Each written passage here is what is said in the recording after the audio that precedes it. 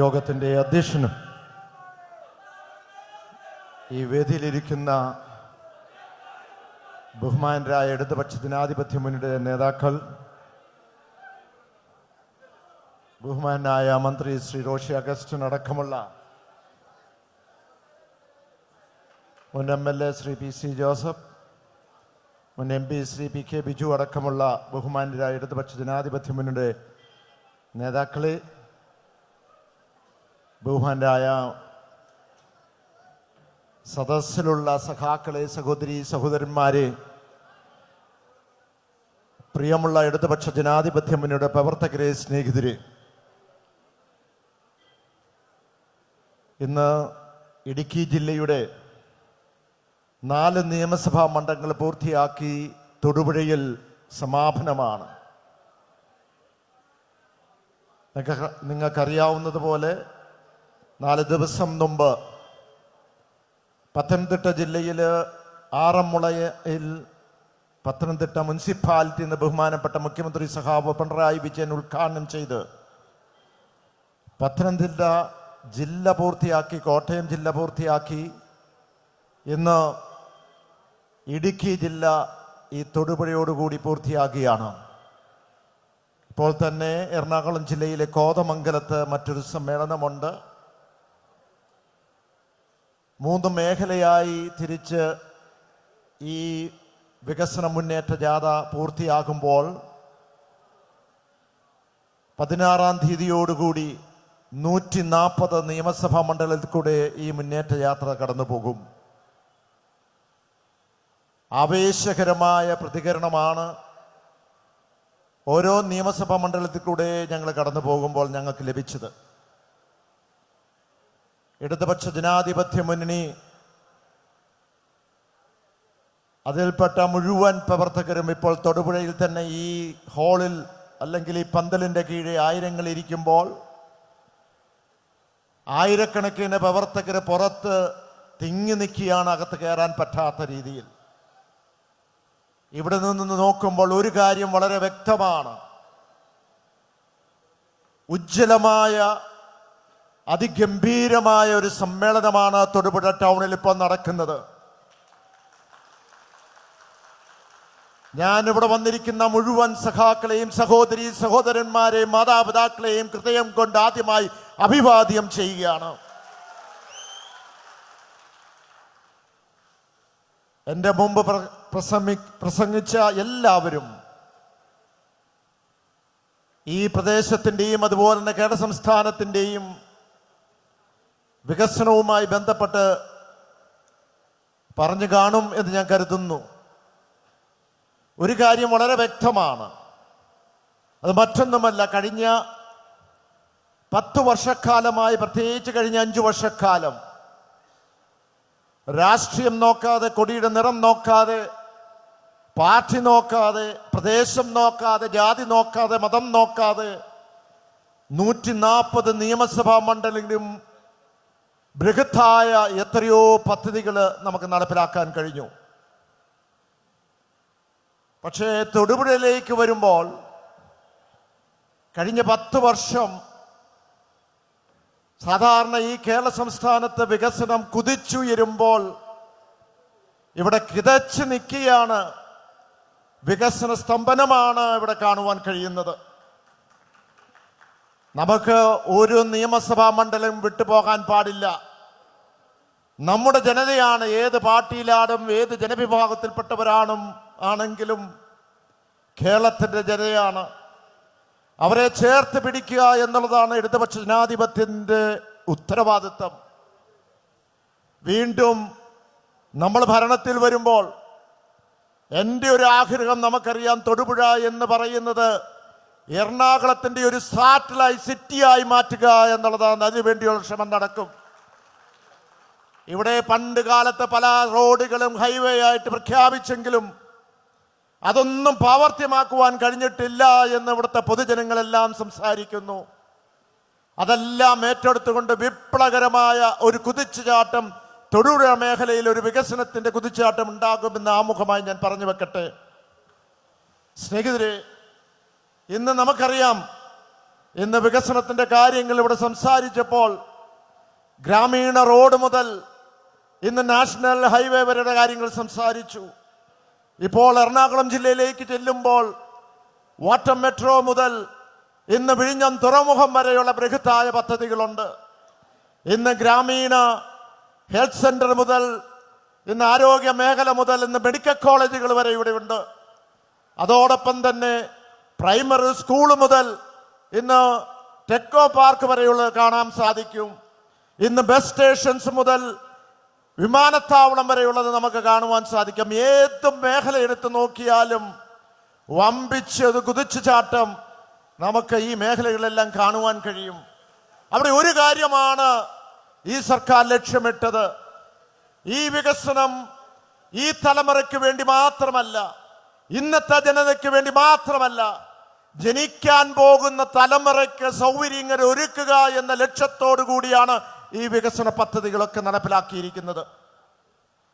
ഇന്ന് മണിക്കൂറോളം വികസന പദ്ധതികൾ നമുക്ക് പറഞ്ഞു വെക്കാം. പക്ഷെ ഞാൻ അതിലേക്കൊന്നും കടക്കുന്നില്ല.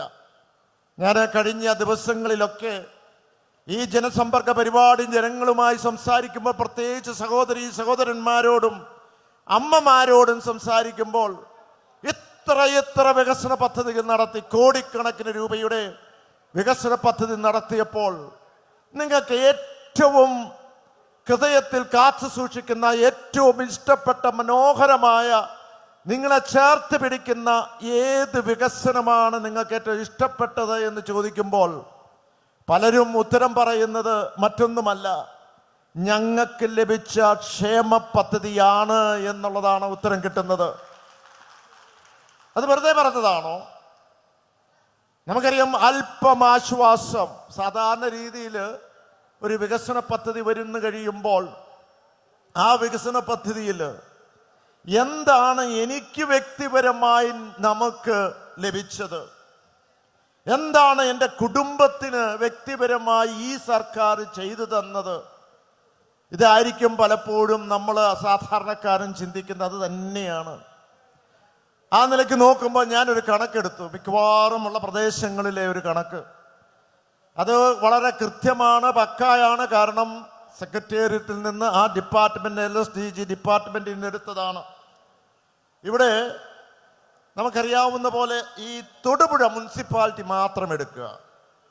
ഈ തൊടുപുഴ മുനിസിപ്പാലിറ്റി മാത്രം സാമൂഹ്യ സുരക്ഷാ പെൻഷൻ ആകെ കൊടുത്തിരിക്കുന്നത് 5365 ആളുകൾക്ക് സാമൂഹ്യ സുരക്ഷാ പെൻഷൻ കൊടുത്തു. 5365 കുടുംബങ്ങൾക്ക് തീർച്ചയായും 2000 രൂപ വെച്ച് അവർക്ക് കിട്ടുമ്പോൾ ഒരല്പം ആശ്വാസമാണ്. ആ 5365 രൂപ വെച്ച് ഈ മുനിസിപ്പാലിറ്റിയിൽ ഒരു മാസം കൊടുക്കുകയാണെങ്കിൽ എത്ര? 5365 കുടുംബങ്ങൾക്ക് 2000 വെച്ച് കൊടുക്കുമ്പോൾ ഒരു മാസം എത്ര രൂപയാകും? 1,77,00,000 രൂപയാണ് ആകുന്നത്. 1,07,00,000 രൂപ.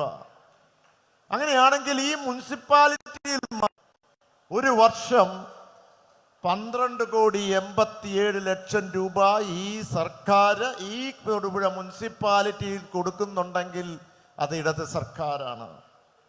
അങ്ങനെയാണെങ്കിൽ ഈ 5 വർഷം കൊണ്ട് എത്ര രൂപ കൊടുക്കും?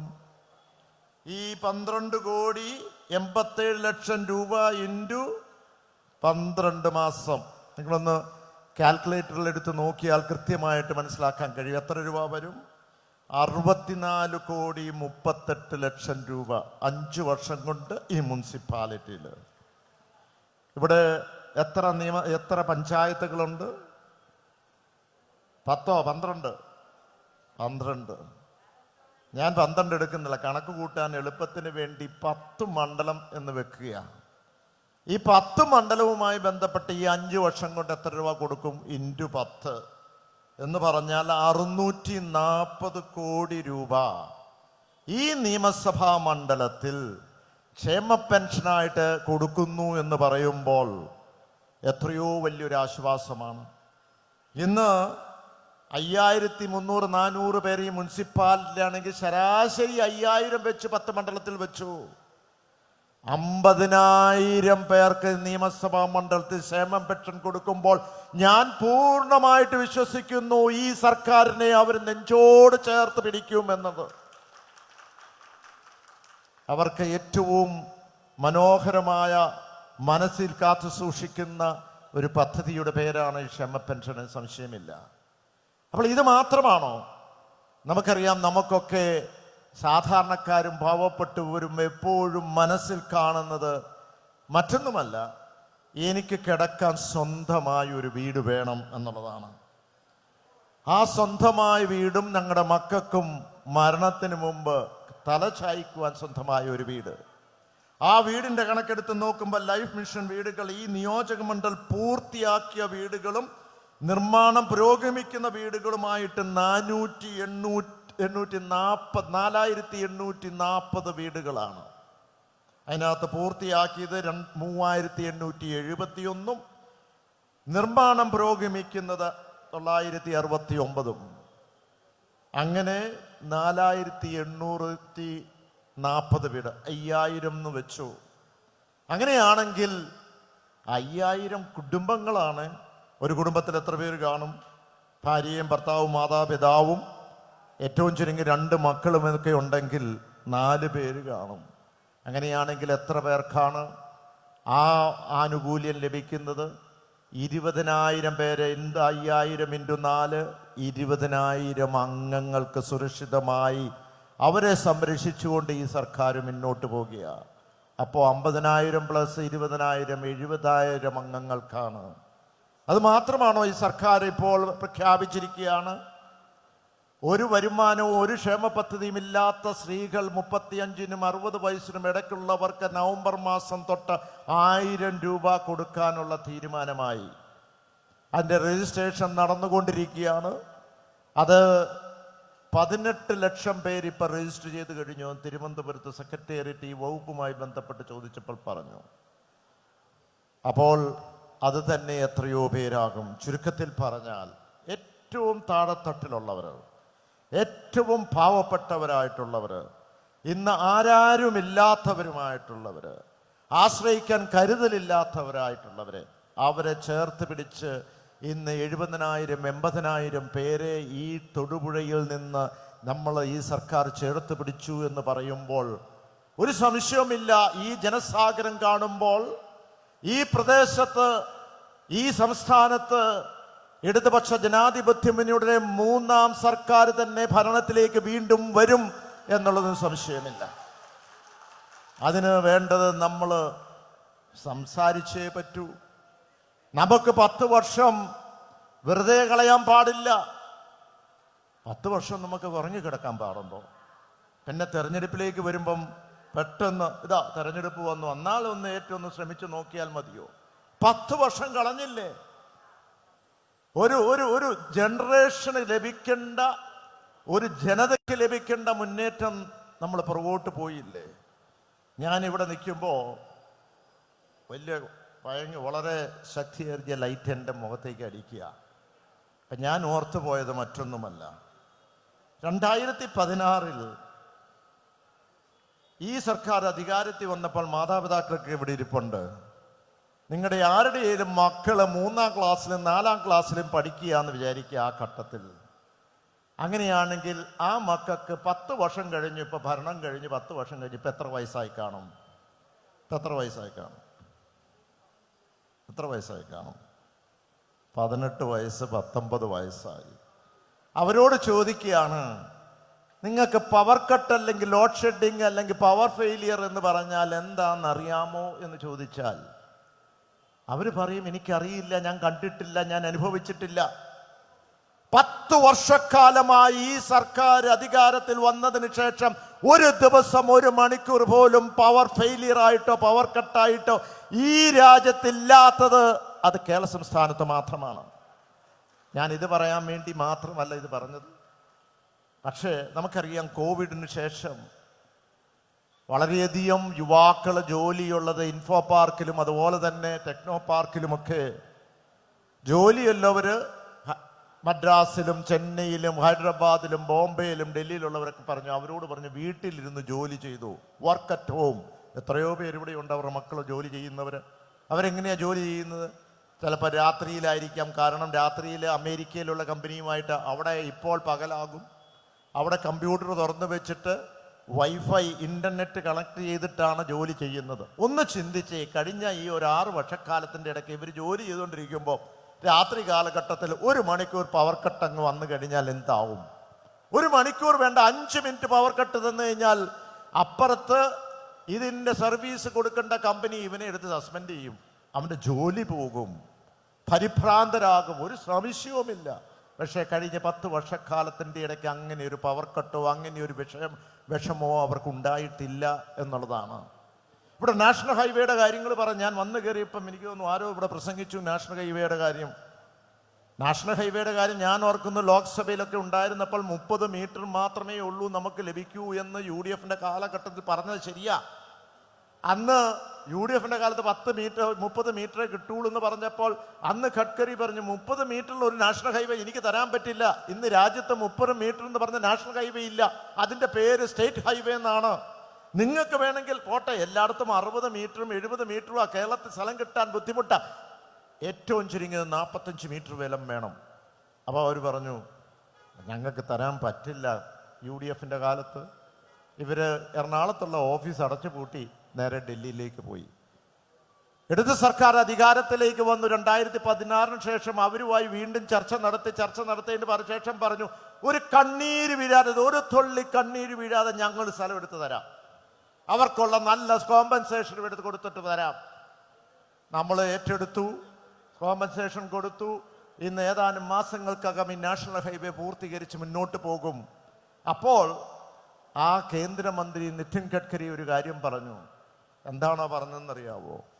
ഇത് കേരളത്തിൽ നടപ്പിലാക്കാൻ കഴിഞ്ഞത് ഒറ്റ കാര്യം കൊണ്ടാണ്, സഖാവ് പിണറായി വിജയന്റെ ഇച്ഛാശക്തി ഉള്ളത് കൊണ്ട് മാത്രമാണ്. അന്ന് ഞാനല്ല പറഞ്ഞത്, അദ്ദേഹമാണ് പറഞ്ഞ പാർലമെന്റിനകത്ത്. ഇവിടെ എത്രയോ പദ്ധതികൾ നടക്കുന്നുണ്ട്. പണ്ട് കാലത്തൊക്കെ AKGയെ പറ്റി സംസാരിക്കുമായിരുന്നു.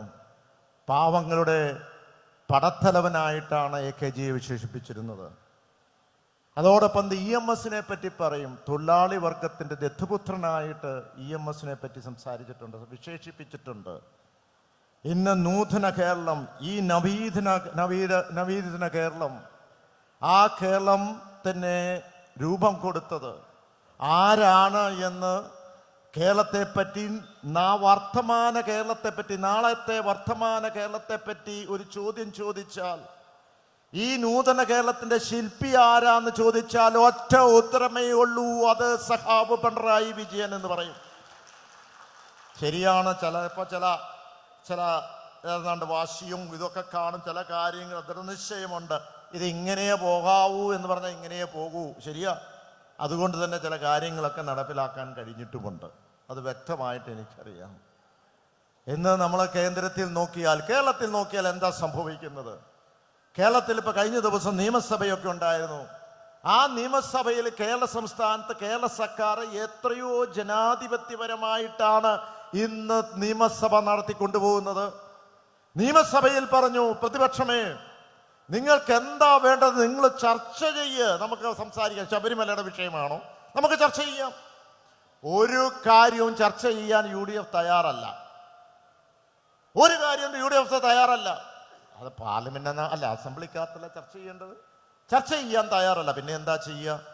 അവര് പുറത്തു പോയി ഈ പറയുന്ന എപ്പോഴും ആരോപണം വികസനത്തിനെതിരെ പറഞ്ഞുകൊണ്ടിരിക്കുന്നു എന്നുള്ളതാണ്. ഇനി മറിച്ച് ഡൽഹിയിലേക്ക് പോയി നേരെ വിപരീതമാണ്. അവിടുത്തെ സർക്കാർ എന്താ ചെയ്യുക? കണ്ടില്ല ഇന്നലത്തെ പർത്തത്തിലും അവിടെ പ്രതിപക്ഷം ഒരു വാക്ക് ചോദിച്ചാൽ ഒന്ന് സംസാരിക്കാൻ അനുവദിക്കണമേ എന്ന് രാഹുൽ ഗാന്ധി ചോദിക്കുമ്പോൾ പോലും നടക്കുന്ന പ്രശ്നമില്ല. എനിക്കറിയാം, കഴിഞ്ഞ 10 വർഷക്കാലമായി ലോക്സഭയിലും രാജ്യസഭയിലും അടിയന്തര പ്രമേയം കൊടുക്കണമെന്ന് നിരവധി പ്രാവശ്യം എഴുതി കൊടുത്തിട്ട് ഒരെണ്ണം എടുത്തിട്ടില്ല. എവിടെയാണ് ജനാധിപത്യം? പക്ഷേ ഇത് രണ്ടും കൂടെ എന്താ കാണുന്ന വികസന വിരുദ്ധ ഒരു തൂവൽ പക്ഷികളെ പോലെ തന്നെയാണ് BJPയും കോൺഗ്രസും പോകുന്നത്. ഇത്രയും വികസനം നടത്തിയിട്ടുണ്ട്. ഞാൻ ഒരു ഏതായാലും ഇടതുപക്ഷത്തിന്റെ ഭാഗമായതുകൊണ്ട് ഒന്നുമല്ല. ഇത്രയും വികസനം നടത്തിയിട്ടുണ്ടെങ്കിൽ എവിടെയെങ്കിലും ഒരു വികസനത്തിന്റെ കാര്യം കോൺഗ്രസ് പാർട്ടി പറയട്ടെ ഇത് ചെയ്യാൻ പാടില്ലായിരുന്നു വികസനം നടത്തിയതിന് ശേഷം, അല്ലെങ്കിൽ ഈ വികസനം നടത്തിയത് ജനങ്ങൾക്ക് പ്രയോജനമില്ലായിരുന്നു എന്ന് പറയട്ടെ? അത് പറയാൻ പറ്റുന്നില്ല. പക്ഷേ പുതിയ പദ്ധതികൾ നമ്മൾ നടപ്പിലാക്കും എന്നാണ് പറയുന്നത്. ഏത് പുതിയ നൂതന പദ്ധതികളൊക്കെ നമ്മൾ നടപ്പിലാക്കി ഏതെങ്കിലും ഉണ്ടെങ്കിൽ പറയട്ടെ. അപ്പോൾ സ്നേഹിതരെ, ഞാൻ ചുരുക്കിയാണ്. അവിടെ കോതമംഗലംകാര് 1.5 മണിക്കൂറായിട്ട് അവർ ഇങ്ങനെ കാത്തു നിൽക്കുകയാണ്. ഞങ്ങളുടെ ടീം അംഗങ്ങളൊക്കെ അങ്ങോട്ട് പോയിട്ടുണ്ട്. നമുക്കറിയാം, ഏതാനും ആഴ്ചക്കകം അല്ലെങ്കിൽ മാസങ്ങൾക്കകം നമ്മളൊരു പൊതു തെരഞ്ഞെടുപ്പിലേക്ക് കടക്കുകയാണ്, നടന്നു നീങ്ങുകയാണ്. തീർച്ചയായും ഇതുമായി ബന്ധപ്പെട്ട് നമ്മൾ നടത്തിയ വികസന പ്രവർത്തനങ്ങൾ തറത്തട്ടിലേക്ക് കൊണ്ടെത്തിക്കേണ്ടതുണ്ട്. ഇപ്പോൾ ഇടുക്കി ജില്ലയിലെ എല്ലാ സ്ഥലങ്ങളിലൂടെ പോകുമ്പോൾ അവിടെ ഒരു ട്രെൻഡ് വന്നിട്ടുണ്ട്. എന്താണ് ആ ട്രെൻഡ്? LDF അനുകൂലമായ ഒരു ട്രെൻഡ്. ആ ട്രെൻഡ് എങ്ങനെയാ വരുന്നത്? ആ ട്രെൻഡ് എങ്ങനെയാ രൂപപ്പെടുത്തുന്നത്?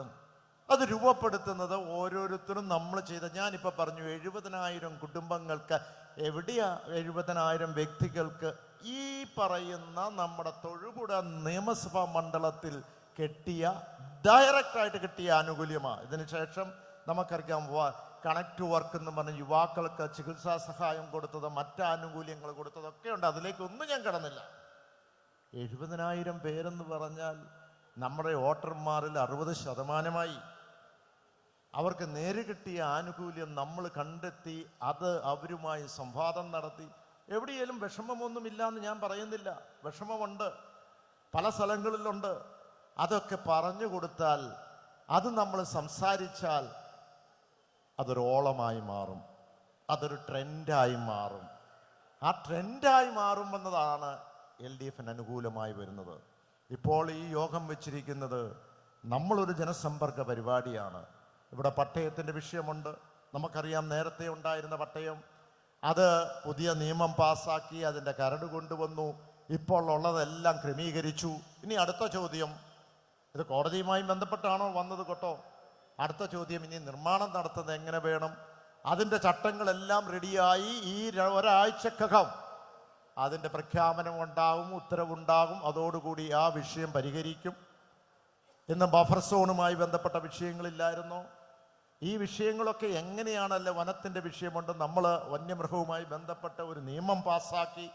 ആ നിയമം പാസ്സാക്കുമ്പോഴും ഒരു കാര്യം ഓർത്തോണം, ആ നിയമം ആക്ച്വലി കേന്ദ്രത്തിൻ്റെ നിയമമാണ്, വന്യജീവി സംരക്ഷണ ബില്ല്.